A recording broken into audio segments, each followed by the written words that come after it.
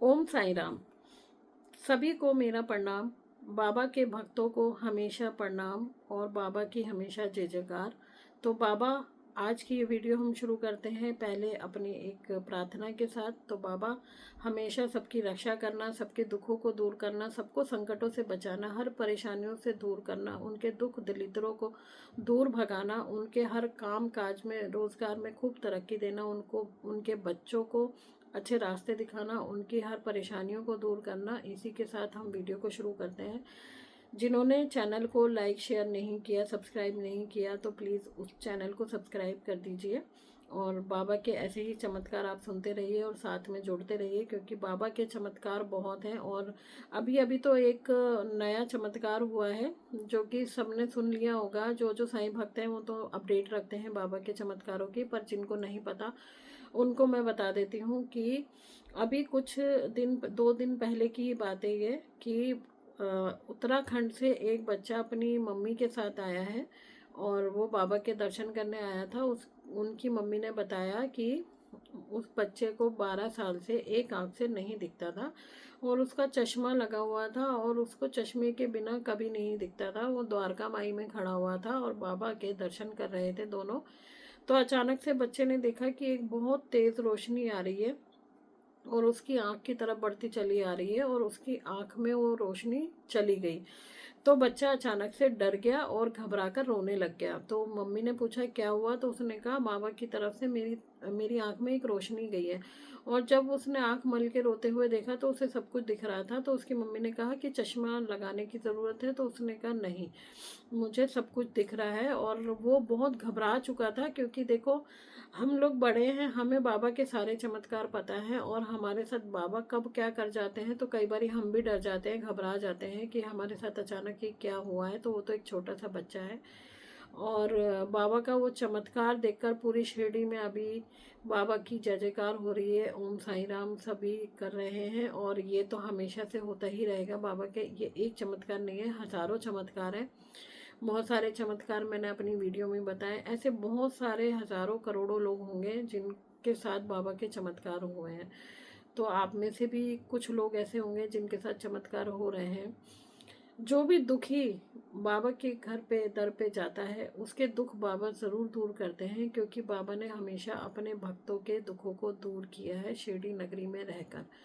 और अगर शिरडी से लोग बहुत दूर भी रहते हैं तो भी बाबा वहाँ जाकर उनके साथ उनके लिए जो भी करने होते हैं उनके दुखों का निवारण बाबा करते हैं।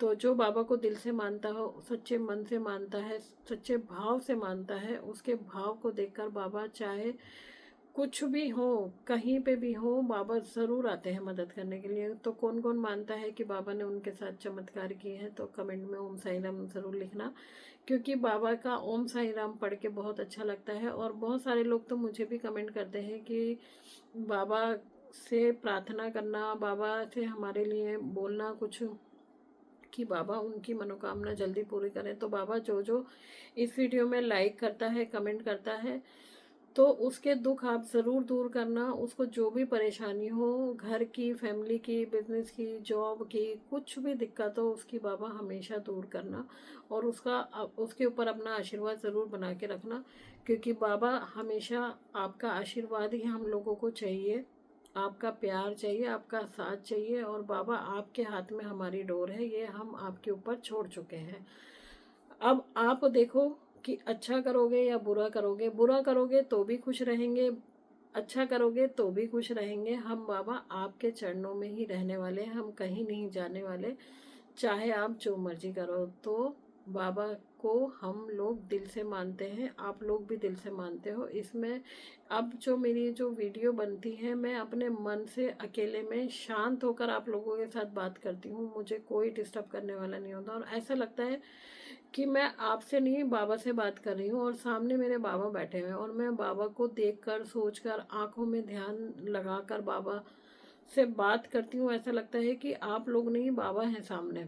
तो मुझे बड़ा अच्छा लगता है जब भी बाबा की बात करती हूँ शांति से अकेले में। तो मुझे ऐसा लगता है, मेरे को ये नहीं लगता कि मैं किसी को सुना रही हूँ, कुछ कर रही हूँ। तो मुझे फील होता है कि मैं बाबा के साथ लगी हुई हूँ अपनी बात करने के लिए और बाबा सुन रहे हैं।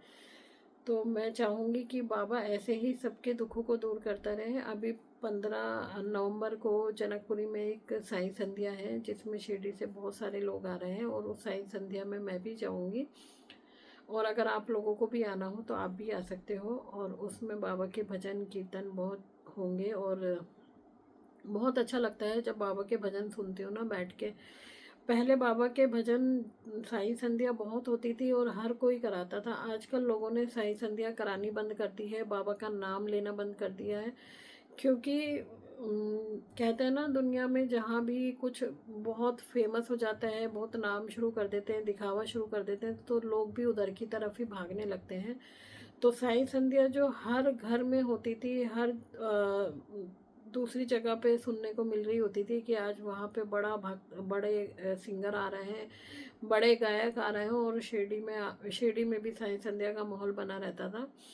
तो कुछ जगहों पे तो शिरडी में तो आज भी होता है, और वो तो हमेशा होता रहेगा। बाबा का गुणगान तो कभी बंद नहीं हो सकता, चाहे कितना ही लाख ज़माना चाहे, वो तो कभी भी नहीं हो सकता। तो दिल्ली में कुछ हुआ है कि साई संध्या पहले बहुत ज़्यादा होती थी, और अब लोगों ने कम कर दी है, क्योंकि आजकल बहुत जगह दूसरे चीज़ों का नाम होने लग गया है। ठीक है, अच्छी बात है, भगवान हर जगह पे है।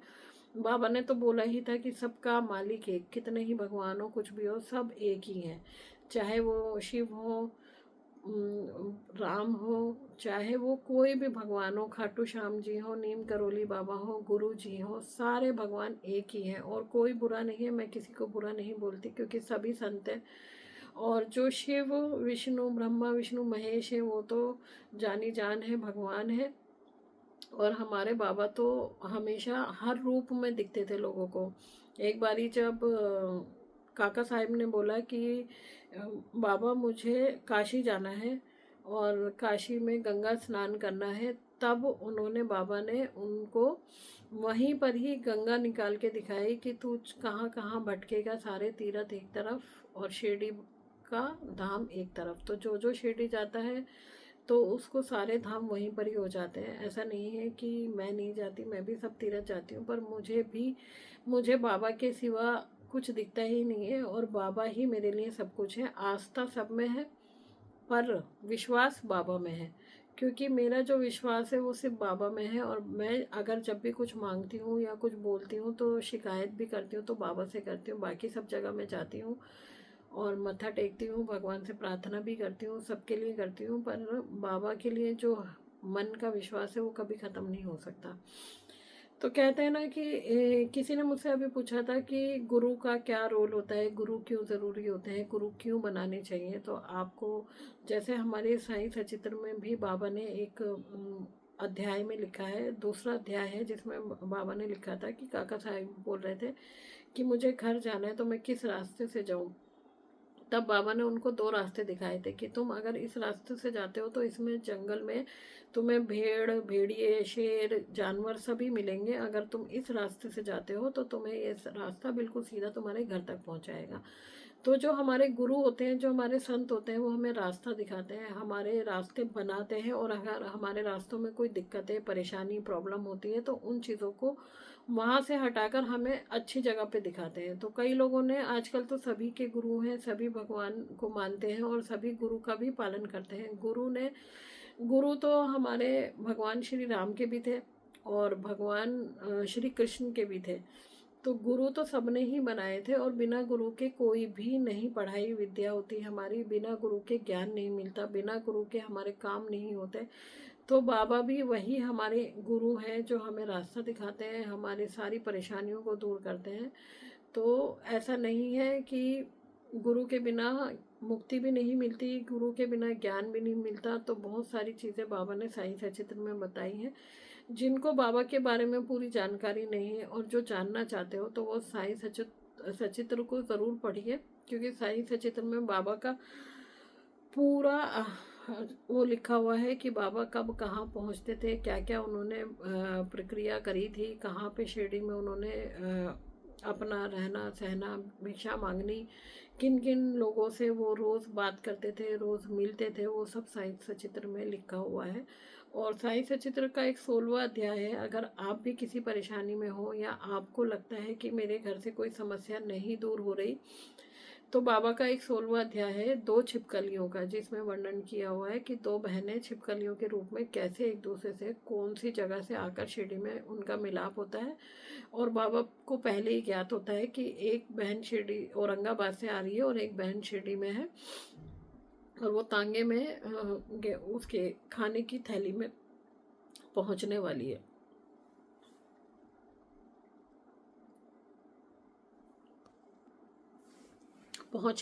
है। तो थोड़ा सा गला ख़राब हो गया था, मैंने पानी पिया है। तो बाबा की बात करते करते थोड़ा सा मन भी भर आता है और ऐसा लगता है कि बाबा हमारे साथ है। तो बाबा को जब इसका पता चला कि एक बहन दूसरी बहन से मिलने आ रही है, वो भी औरंगाबाद में, और घोड़े के जो खाने की दाने की थैली थी उसके अंदर वो बैठ के आ रही है, और जब वो घोड़ा वहीं रुकता है शिरडी में आके और उसको भूख भी वहीं लगती है, और जब वो खाना खिलाने के लिए उस थैली को झाड़ता है तो वो छिपकली निकल के द्वारकामाई में जाकर अपनी बहन से मिलने लगती है। तो ये अध्याय सिर्फ एक पढ़ने के लिए कोई कहानी नहीं है, या बाबा ने जो चीज़ बताई है उसके अंदर का जो एक छुपा हुआ अध्याय है वो ये है कि अगर आप किसी भी परेशानी में हो या आपको कोई भी दिक्कत है तो उस 16वें अध्याय का वर्णन ज़रूर कीजिए। सॉरी, 15वां अध्याय, वो 15वां अध्याय है और उसमें 2 छिपकलियों का वर्णन है, तो वो ज़रूर पढ़िए। और आप देखना कि वो अध्याय पढ़ने के बाद आपके घर में कितनी चीज़ों को, जो भी प्रॉब्लम है वो सब बाबा ने दूर कर ली है। मन से, विश्वास से, भक्ति से, भाव से जो भी बाबा के भक्त वर्णन करते हैं बाबा का, या उनके सचित्र को पढ़ते हैं या उनके कष्ट निवारण को पढ़ते हैं, तो बाबा उनके दुख ज़रूर दूर करते हैं। तो इसी के साथ मैं वीडियो को समाप्त करती हूँ। कमेंट में ओम साई नाम ज़रूर लिखिएगा, चैनल को सब्सक्राइब, लाइक, शेयर ज़रूर कीजिएगा। ऐसे ही वीडियो में बने रहिएगा। आपका और हमारा साथ हमेशा बने रहे, क्योंकि हम साईं भक्त हैं और हमेशा रहेंगे। और बाबा के भक्त आपस में एक फैमिली होता है, एक रिश्ता होता है। तो अगर आपको भी कोई, आपके साथ भी कोई चमत्कार हुआ है, बाबा ने कुछ चमत्कार किया है, तो ज़रूर बताइएगा, क्योंकि उन चमत्कारों की बातें करना मुझे बहुत अच्छा लगता है। और अभी तो कुछ थोड़े ही डाले हैं और शिरडी में तो अनगिनत चमत्कार हैं बाबा के। तो ओम साई राम सभी भक्तों को।